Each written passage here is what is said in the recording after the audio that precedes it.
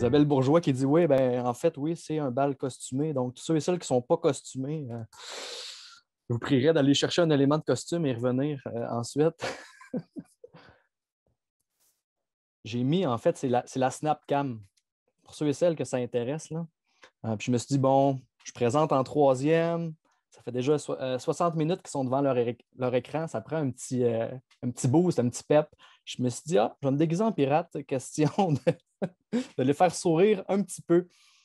Puis c'est un filtre qu'on peut avoir avec la Snapcam. Un merci aux deux premiers ateliers. Hein. Je ne sais pas si Émilie, Christelle, Rachel sont encore dans la salle. Si oui, je vous salue. Merci d'avoir regardé tous ces beaux participants-là au show. J'espère que vous avez encore un petit peu d'énergie. Je sais que 60 minutes devant l'écran, ça commence à faire pas pire long. On essaie un dernier petit 30 minutes ensemble. Je vais faire ça je vais essayer d'être le plus dynamique possible, puis vous faire participer activement le plus possible. Ce sera vraiment un sprint parce que 30 minutes pour ce que j'ai à vous présenter, habituellement, je le fais en 60 ou en 90. Puis quand je me suis aperçu que j'avais un laps de temps de 30 minutes pour faire ce que je fais d'habitude en 60 ou à 90, j'ai dit OK, oh là là, ça va être en accéléré. Donc, j'espère que vous avez un café en main, vous êtes prêts, ça va décoller, ça va rocker, comme on dit, en bon français. Donc, vous voyez à l'écran le titre de ma présentation, ton premier trio pour une pédagogie active, même à distance. J'ai fait de la pédagogie active je vais dire ça comme ça, mon dada, particulièrement depuis plus d'un an, depuis le début de la pandémie. Depuis mars 2020, où on a repensé nos pratiques, où on a réfléchi à comment on pourrait adapter notre enseignement tout en gardant nos élèves impliqués dans leurs apprentissages. Et comme ça, j'ai réfléchi à 5 clés. Quand je mets ma main, on ne la voit pas à cause du fil, ça c'est drôle. J'ai réfléchi à 5 clés qui nous permettent d'accéder à cette pédagogie active. Okay? Comment faire pour oser la pédagogie active? Je vais vous présenter aujourd'hui des outils pour s'aider. Ces outils-là, ils ont comme intention de débarrer donc mes 5 portes avec mes 5 clés qui sont la contextualisation, la collaboration, la rétroaction, l'implication et l'interaction. Okay? Donc, à chaque fois que je bâtis des parcours d'apprentissage actif, j'essaie toujours d'avoir en tête ces 5 éléments-là pour être en mesure, le plus possible, de garder mes élèves actifs dans leurs apprentissages, de créer comme ça pour eux des apprentissages qui seront durables dans le temps et de les placer au centre du processus d'apprentissage. Donc, tout ce que je viens de vous dire là, c'est pas mal la définition de ce que c'est la pédagogie active. Je ne me suis pas présenté officiellement, mais bonjour, merci d'être là. Maxime Laflamme, conseiller pédagogique à l'École branchée. Également rédacteur en chef des guides pédagogiques Scoop. Puis Scoop, c'est exactement ça, c'est de la pédagogie active. Donc, toutes les semaines, je me sers de l'actualité comme prétexte pour venir créer des petits parcours d'apprentissage actif pour les élèves du primaire et du secondaire. Donc, c'est des trucs qui sont clés en main pour les profs. Je pourrais vous montrer à la fin s'il nous reste du temps. Puis je me dis, comme je suis le dernier à passer, peut-être qu'on peut extensionner un peu. Je ne sais pas si Géraldine va être d'accord avec moi. Si on est obligé de couper à 15h30 précise. Oui, je n'aurais pas le droit de vous laisser extensionner. Ah, Géraldine! On nous a bien dit d'être très strict sur le temps. Parfait, Géraldine, on va être directement à 15h30, mais j'aurai l'occasion de vous partager l'ensemble de mes ressources dans le temps voulu. Alors, est-ce que vous êtes prête à embarquer dans ma petite chasse au trésor? Okay? Ce sera une petite chasse au trésor accélérée. Donc, mettez vos turbos sur vos bateaux. Ça démarre à l'instant. J'ai placé dans ma chasse au trésor 3 petites îles, comme ça, désertes, qui représentent mes 3 outils coup de cœur que je veux vous présenter cet après-midi. Ils sont placés dans une séquence, dans un ordre préétabli. Ce n'est pas au hasard. J'ai mis Edpuzzle en premier, parce que ça va être avec cette application-là que je vais démarrer ma séquence d'enseignement. J'ai mis Learning Apps au centre, parce que ce sera avec cette application-là, cette plateforme-là, que je vais faire pratiquer mes élèves. Donc, au centre de ma séquence, Et je termine avec Flipgrid. Encore une fois, ce n'est pas pour rien, parce que ça va me servir à objectiver.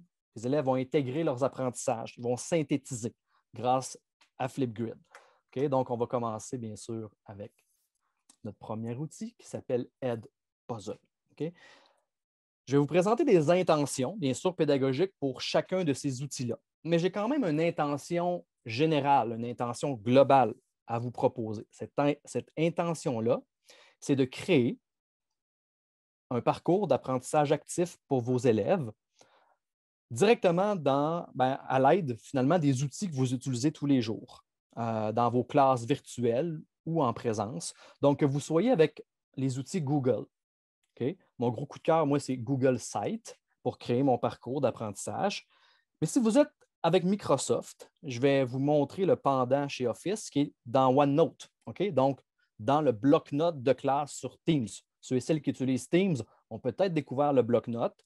C'est facile d'y créer un petit parcours d'apprentissage actif. Okay? Donc, je vais pouvoir vous montrer ça dans quelques minutes. Juste avant de me lancer, je pense que je vais juste ouvrir le chat. Je suis tout seul, hein? Je n'ai pas de modérateur avec moi pour prendre ce qui se passe dans la conversation. Je vais essayer d'avoir comme plusieurs mains, telle une Moi, je regarde fleuve ce qui se pirate. passe dans la conversation, Maxime, puis il y a juste une personne qui aimerait avoir l'URL vers votre Oui, présentation, si ça sera possible par la suite. absolument. C'est mon url.ca// parcours actif. Je vous le mets à l'instant dans le chat. Voilà. Il n'est pas cliquable, mais vous pouvez le copier-coller. Ça va ouvrir le Geniali, puis c'est rempli de ressources. Quand vous allez cliquer sur les X, sur les noms, sur les petits bateaux, tout ça, c'est rempli de liens URL. On démarre avec Edpuzzle. À quoi me sert Edpuzzle? Je vous l'ai dit, c'est pour démarrer ma séquence. Edpuzzle, c'est une plateforme qui permet de rendre interactives des vidéos en venant leur ajouter, en venant insérer des dispositifs de questionnement. Okay? Donc, je me sers d'Edpuzzle pour introduire ma nouvelle notion, pour présenter une problématique, bien sûr, ou une question mobilisatrice à mes élèves. Je vais me servir également d'Edpuzzle pour activer les connaissances antérieures de mes élèves ou faire émerger leur représentation initiale. Okay? Parce que ça va me permettre de venir collecter des réponses de mes élèves et leur fournir une rétroaction par la suite. Okay?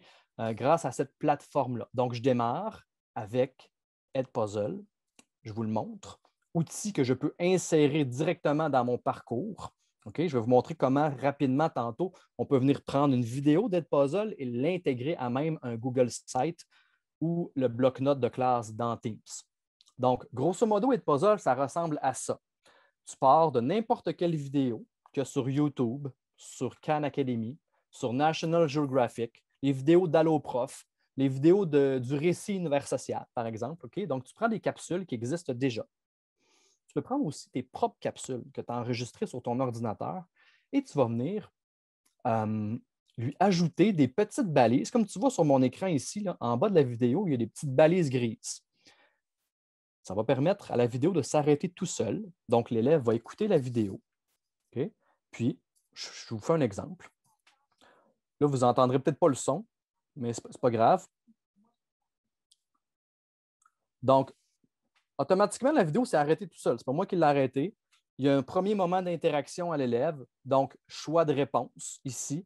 L'élève doit cliquer sur la bonne réponse pour continuer, envoyer la réponse à son prof et continuer l'écoute de sa vidéo. Okay? Ce qui est intéressant avec Edpuzzle, c'est que 3 types d'interactions tu peux placer à travers. Okay? Tu peux placer des questions à choix de réponse, tu peux placer des questions ouvertes ou des notes écrites ou audio okay, que l'élève va écouter ou lire de son professeur. Comme je n'ai pas beaucoup de temps, là, je vais vous faire un exemple vraiment rapide. Okay? Moi, ce que je fais pour aller chercher des vidéos sur Edpuzzle, aller installer des vidéos sur Edpuzzle, je passe par exemple YouTube. Je vais sur la chaîne YouTube d'AlloProf. Okay? Je te montre ça vraiment rapidement. Tiens, je vais parler de la cellule avec mes élèves. On introduit ce nouveau concept-là. Je prends le lien en haut, l'URL, je le copie.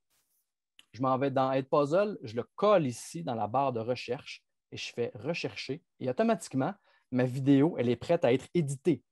Okay? Je suis prêt à la couper, enlever des parties et à y ajouter, comme je te disais tantôt, des questions à choix multiples, des questions ouvertes ou bien des notes audio ou écrites, OK, pour ton élève, pour tes élèves. Plateforme qui s'utilise très bien au primaire, au secondaire, formation générale des adultes. Beaucoup d'enseignants de toutes disciplines, de tout niveau confondu, utilisent Edpuzzle, plus particulièrement en cette période hybride. Hein. Beaucoup d'enseignants se sont tournés vers la classe inversée. Ils sont partis avec Edpuzzle pour se créer une banque de vidéos qui ont rendu comme ça interactive grâce au système de questions. Edpuzzle, la magie de ça, c'est que tu peux intégrer tes vidéos directement dans une plateforme telle Google Sites. J'ai créé ici un petit parcours d'apprentissage pour mes élèves sur les élections américaines au mois de novembre. Okay? Et je suis venu intégrer directement sur mon Google Site ma vidéo d'Edpuzzle que les élèves pourront visionner, pourront répondre aux questions directement et envoyer ça à l'enseignant, okay, sur la plateforme. Okay? C'est comme un 2 en 1. Au lieu de prendre un Microsoft Forms ou un Google Forms avec une vidéo YouTube, bien, on vient les intégrer ensemble et il y a un dispositif à l'intérieur qui permet au prof d'envoyer du feedback à l'élève instantanément, okay, à travers ses réponses sur Edpuzzle. Okay? Je vous le dis, c'est comme un genre de speed dating qu'on fait cet après-midi ensemble. Ça va aller super vite. J'ai déjà fini de vous parler d'Edpuzzle parce qu'il y a déjà 15h11. Mais c'est vraiment, pour moi, mon premier outil coup de cœur. Un outil qui a sauvé beaucoup de profs qui ont basculé à distance parce que tu n'es pas obligé d'à chaque fois refaire toutes les vidéos. Edpuzzle, c'est une communauté de partage. Les profs qui créent des vidéos sur Edpuzzle les mettent à disposition des autres enseignants. Okay? Tu as juste à faire des recherches par mots-clés, ici dans le channel d'Edpuzzle, et trouver des vidéos qui sont déjà toutes prêtes, que tu peux modifier à ta guise ou que tu peux envoyer telles quelles à tes élèves. Okay? Ça, c'est la joie, c'est la magie des communautés de partage. Puis il y a plusieurs plateformes comme ça qui permettent de partager le contenu. Donc, on ne réinvente pas la roue à chaque fois. Okay? On peut se servir de ce qui existe déjà ou de le modifier à notre guise si ça fait notre affaire. Okay? Pour ceux et celles qui sont intéressés à approfondir Edpuzzle, dans le petit bateau ici que vous voyez, le petit bateau turquoise, si vous cliquez dessus, ça va mener à une série de tutoriels pour prendre en charge la plateforme, okay? Vraiment étape par étape. Vous ne pouvez pas vous tromper avec ce tutoriel-là, c'est super bien fait. Donc, Edpuzzle, je démarre ma séquence, que je sois à distance ou en classe, je m'en sers pour amorcer ma séquence, okay, pour éveiller mes élèves à un nouveau concept. Deuxième application que je veux vous présenter, j'espère que vous n'êtes pas trop essoufflés. Moi, je le suis un petit peu déjà. C'est Learning Apps. Learning Apps, c'est encore une fois pour moi vraiment une belle découverte, un gros coup de cœur. Ça fait quoi ça, Learning Apps, dans la vie?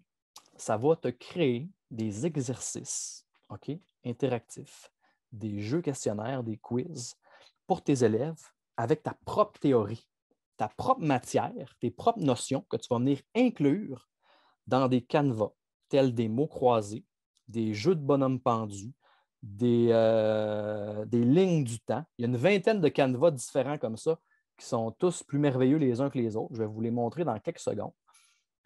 Mais la beauté de ça, c'est que tu prends ton propre matériel, ta propre théorie. Il y en existe déjà des plateformes, NetMath, entre autres en mathématiques, qui permettent d'avoir des exercices clés en main, qui suivent la progression. Mais quoi de mieux que de prendre ta propre matière, vraiment ce que tu veux montrer, les savoirs essentiels où tu es rendu dans le programme, puis on va venir les intégrer. Je veux que mes élèves se pratiquent.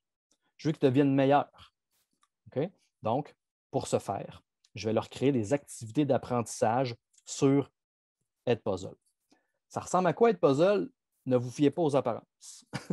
Okay? Le site, on dirait qu'il est resté jammé en bon français dans les années 90. Il n'y a pas vraiment eu beaucoup d'argent qui a été mis sur l'esthétique de ce site-là, mais il y a une richesse, il y a une profondeur pédagogique incroyable, une plus-value vraiment à utiliser Learning Apps. Okay? Je vous montre les différents canevas qui sont possibles. Regardez bien ça. Du classement par paire, du regroupement, classement sur un axe, ordonnation, texte à trous, mots croisés, okay? Casse-tête, jeu du bonhomme pendu, vidéo avec insertion, etc., etc. Il y a comme ça une belle variété. Okay? Puis quand tu crées comme ça une application, eux, ils appellent ça des applications. Et quand tu crées comme ça un questionnaire pour tes élèves, okay, tu dois seulement te connecter rapidement en créant ton compte. Puis, je te montre un ou deux exemples que j'ai faits. Par exemple, c'était c'est encore le Ramadan, je pense, si je ne me trompe pas. En tout cas, ça l'était il n'y a pas longtemps. J'avais créé un question choix multiple par rapport au Ramadan. Donc, tu avais des questions dans la vidéo. En fait, tu avais une vidéo. Ça ressemble un peu à ce que fait Edpuzzle, là. Puis tu répondais aux questions comme ça, puis tu pouvais t'auto-corriger directement. OK? Donc, ça, j'avais fait ça pour un guide pédagogique sur le Ramadan, en fait. D'autres que je veux vous montrer rapidement. Tiens, les Amérindiens vers 1500. On voit ça en troisième année du primaire. OK? Un mot croisé pour venir te pratiquer avec les nouveaux termes, les nouveaux concepts que tu as appris. Donc, tu cliques sur le chiffre 1, tu as la définition, tu dois écrire le bon terme. OK? Puis ça, ce qui est encore magique avec les Learning Apps, c'est que c'est encore une fois une communauté de partage. Tout ce que tu fais là-dessus est public. Oui, ça peut être privé là, si tu coches la case, mais ce qui est vraiment bien, c'est que tu pourrais prendre le mot croisé qu'il y a là, cliquer sur Créer une appli similaire, aller modifier les termes, aller ajouter des questions si tu veux. OK? Si tu vois des fautes, tu les corriges. Puis quand tu es satisfait, OK, tu pourrais faire afficher un aperçu et ensuite enregistrer l'appli dans ton dossier à toi et finalement l'envoyer à tes élèves de 4 façons différentes, code QR, lien hypertexte plein écran ou le code pour l'intégrer. Encore une fois, dans mon Google Site, je me sers du code intégrateur ici en venant le copier et pour mon parcours d'apprentissage sur les élections américaines, j'avais créé un petit jeu sur Learning Apps pour différencier le Parti démocrate du Parti républicain. Donc, j'ai écrit la consigne, j'ai mis un lien URL vers une ressource supplémentaire et les élèves peuvent directement aller placer selon ce qu'ils ont appris, okay, du bon côté et s'auto-corriger à chaque fois. Donc, ça, c'est bien, bien, bien intéressant. Ça autonomise les pratiques des élèves. Un prof qui dit, bon, moi, je ne veux pas passer trop de temps, j'ai déjà assez de choses à faire comme ça. Je ne veux pas nécessairement corriger tout ce que mes élèves font comme exercice. Je leur fais confiance, ils sont autonomes. Parfait, je vais créer des exercices. Je vais aller chercher des exercices interactifs sur Learning Apps. Ils pourront s'auto-corriger. Et petit truc que je vous donne, si vous voulez vous assurer que les élèves ont bien fait leur exercice, un petit truc que je vous donne, c'est ici, quand tu vas dans Feedback, comme tu vois à mon écran, tu pourrais écrire un mot de passe, par exemple. OK? Puis l'élève doit te fournir le mot de passe. Ça veut dire qu'il a fini l'exercice. Parce que ce feedback-là, le message de rétroaction, apparaît seulement à la fin, quand l'élève a réussi l'exercice. Okay? Donc, pour te prouver qu'il a bel et bien réussi, j'aurais pu mettre un mot de passe ici à la place. Puis l'élève te dit ce mot de passe-là. Okay? Donc, voilà pour Learning Apps. Il est 3h18. On est dans le temps, Géraldine. On va finir à l'heure. Donc, Learning Apps, je l'utilise en milieu de séquence. Je fais pratiquer mes élèves, qu'ils soient à la maison, qu'ils soient en classe. Il y a des profs, je te donne un exemple, un prof de français que je connais, que lui, dans Google Site, ici, lui, là, ce qu'il a fait, il s'est créé un genre de livre, de cahier d'exercices interactifs pour travailler sa grammaire à distance. Mais ce n'était que des Learning Apps, plein d'exerciceurs qui s'est mis là-dessus avec des semaines différentes, semaine 1, semaine 2. Chaque semaine qui était à distance était là-dedans. Puis ce qui est bien, c'est que tu peux les créer d'avance dans ton Google Site. Tu peux les créer d'avance puis les faire apparaître seulement au bon moment. Okay? Puis sincèrement, que vous soyez avec Microsoft, okay? Que votre CSS soit avec Microsoft ou avec Google, je vous le dis du fond du cœur, il n'y a pas d'équivalent à Google Site. Le bloc-notes, selon moi, ce n'est pas un équivalent. C'est différent. Même si vous êtes avec Office, avec Microsoft, rien ne vous empêche d'avoir votre compte personnel, de vous créer des Google Sites, et de les partager à vos élèves. OK? Moi, c'est ce que je recommande. C'est le plus facile, je trouve le plus esthétique, le plus facile à prendre en charge. Le petit bouton magique ici intégré, c'est lui qui vous permet de venir intégrer du code. Donc, vos Edpuzzle, vos Learning Apps et finalement, vos Flipgrid. OK? Puis je vais terminer avec Flipgrid, qui est mon gros coup de cœur 2020-2021. Tu sais, si tu m'obligeais à choisir, si tu me disais, tu en as juste un à choisir, Maxime, il faut que tu te débrouilles avec ça, à distance, là, ou même en classe, ça serait Flipgrid pour sa polyvalence. OK? Ceux et celles qui ne le connaissent pas, Flipgrid, à quoi ça sert? OK? Moi, je le vois, puis je vais vraiment vous le vulgariser dans mes mots. Je vois ça comme un réseau social pour les élèves, sécurisé, paramétré par le prof. OK? On vient rechercher des dispositifs que les élèves aiment dans TikTok, dans Snapchat, dans Instagram, par rapport à toute la créativité avec la caméra vidéo qu'on peut amener. Mais tout ça est paramétré. C'est un espace sécurisé par l'enseignant. Ça permet de donner une voix VOIX, mais aussi VOIE à tous vos élèves, du plus introverti au plus extraverti. Okay? Je ne sais pas si vous l'avez déjà essayé. Vous pouvez l'écrire dans le chat si vous voulez. Mais moi, c'est mon gros coup de cœur 2020-2021. Je te montre rapidement à quoi ressemble la plateforme. Okay? Flipgrid, je m'en sers pour que mes élèves me fassent une synthèse de leurs nouveaux apprentissages. Okay?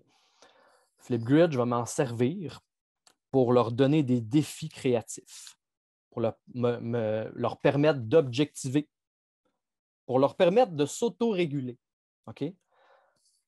Consolider leur apprentissage ou enrichir, okay? Faire de transfert des apprentissages. Puis moi, je vais pouvoir me servir de cette application-là pour rétroagir avec eux et même les évaluer parce que je peux intégrer des critères de correction à même les topics que j'envoie. Ça s'appelle comme ça. Donc, une tâche dans Flipgrid, un défi, ça s'appelle un topic. Okay? Je te le montre rapidement. Ça ressemble à ça. Tu peux créer ta classe. Et à l'intérieur de ta classe, c'est là que tu vas venir créer tes topics. Tes topics, c'est ça. C'est une tâche, c'est un défi. Okay? C'est une façon que tes élèves puissent objectiver, puissent synthétiser ce qu'ils ont appris, faire un résumé, tout ça grâce à la magie de la caméra. Mais pas que la caméra. Okay? Parce que ça peut être seulement audio également. Okay? Donc, que tu sois en classe ou à distance, tu vas venir créer un genre de petite communauté d'apprenants avec tes élèves autour d'un défi ou d'une tâche que tu vas leur proposer. Comme ici, quand je fais vivre des créacamps. Les créacamps, ce sont le nom des formations que je donne à l'école branchée. Mais quand j'en fais vivre à mes participants, pour leur faire découvrir, par exemple, Flipgrid, j'ai écrit la tâche. Puis à côté, j'ai mis une petite vidéo pour les motiver. Okay? Je vous invite aussi à le faire pour vos élèves si vous avez le temps. Okay? Puis ensuite, les gens répondent, les élèves ou les adultes. Okay? Puis à partir d'une réponse d'un élève, qu'est-ce que tu peux faire qui est bien intéressant? Okay?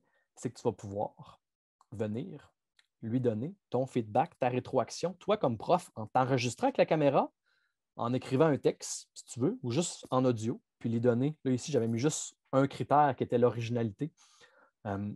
Donc, ça se fait super rapidement. Il y a tellement des beaux projets qui se vivent sur Flipgrid. Vous pouvez aller voir dans Discovery, OK? Tout ce qui se fait. Encore une fois, c'est une communauté de partage, Flipgrid. Vous pouvez prendre des topics déjà existants, les modifier ou les envoyer tels quels à vos élèves.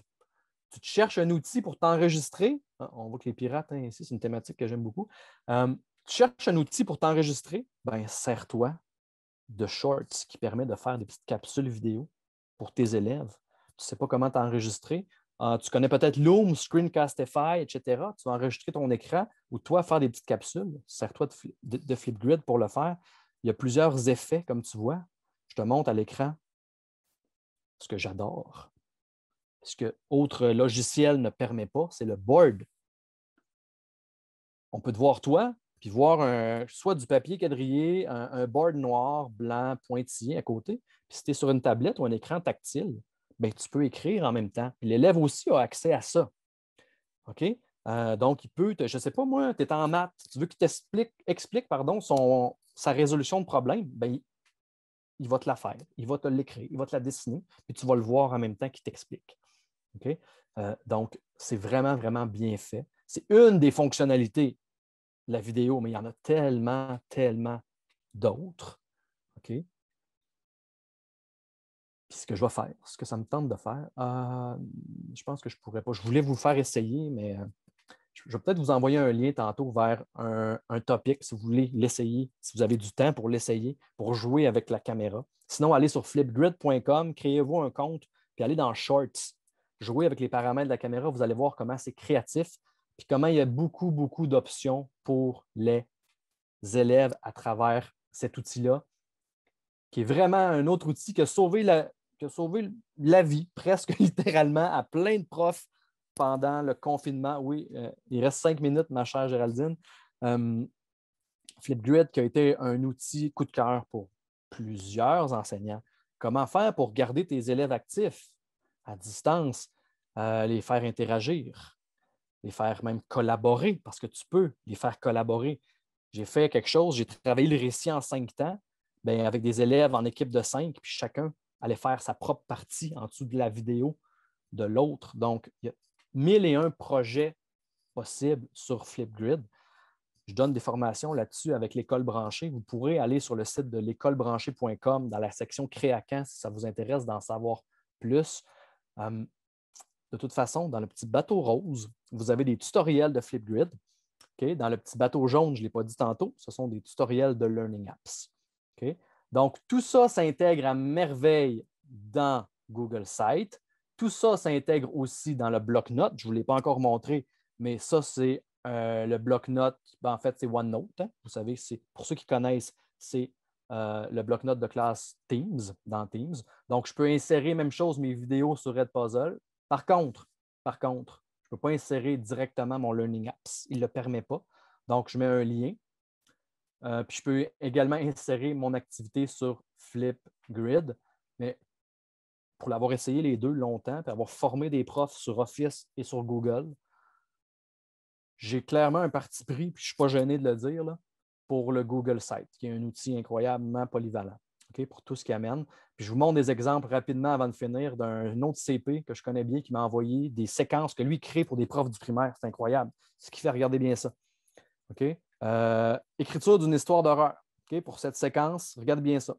Il intègre du YouTube, du Edpuzzle ici, du Learning Apps. Okay? Je descends. WordWall. Si vous ne connaissez pas WordWall, ça ressemble à Learning Apps. C'est un autre outil qui est merveilleux pour que les élèves puissent s'exercer. Okay? Donc, comme ça, on vient créer. Regarde ici, il a inséré des livres audio qui, à la base, étaient sur Genially. Ils ont intégré dans le Google Site. Ce qui est merveilleux avec ça, c'est que ça te crée un espace, okay, pour venir faire converger plusieurs ressources, okay, pour venir faire centraliser. Tout se retrouve au même endroit. Tu as un seul lien à partager à tes élèves parce que c'est un site web. De semaine en semaine, tu peux ajouter des pages, okay, comme ça. C'est vraiment, vraiment bien fait. L'élève à la maison ou en classe peut prendre cette séquence-là. Ici, c'est une séquence pour des élèves de première, deuxième année. OK? Sur une histoire qui s'appelle Gros Dodo. L'élève est super actif là-dedans. Ça vient rechercher tout le côté d'interaction, de contextualisation que je parlais en début et d'implication qui m'est si cher, hein, dans la pédagogie active. Donc, Michel Godbout, pour répondre à votre question, non, en fait, tout ce que je vous ai montré, Michel, est 100% gratuit. Donc, Edpuzzle est offert gratuitement. Vous avez amplement d'espace pour en profiter en version gratuite. Learning Apps est 100% gratuit, ne sera jamais payant. Flipgrid, même chose, 100% gratuit, ne sera jamais payant également. Vous créez un Google Site, ça ne coûte rien non plus. OneNote non plus. Donc, tout ça est gratuit. Vous pouvez l'utiliser sans problème en contexte scolaire, que vous soyez avec les outils Google ou les outils Office. Personnellement, j'ai un petit penchant pour le Google Site. Informez-vous là-dessus si ça vous tente de pousser un peu plus loin sur Google Site. Quand vous avez un Gmail ou une adresse Google, ben ici, là, dans la petite gaufre, quand vous allez dans le site, c'est là que vous pouvez partir de quelque chose de vide où il y a des canevas qui existent et monter. C'est vraiment facile. Hein? C'est du glisser-déposer. Vous venez intégrer vos ressources pour former comme ça votre parcours d'apprentissage actif pour vos élèves. Ça a passé à la vitesse de l'éclair. Il est déjà 15h29. J'ai respecté mon temps. Ma chère et tout le monde aussi qui est rassemblé. Je sais que vous avez eu probablement un gros après-midi avec beaucoup, beaucoup de ressources en tête.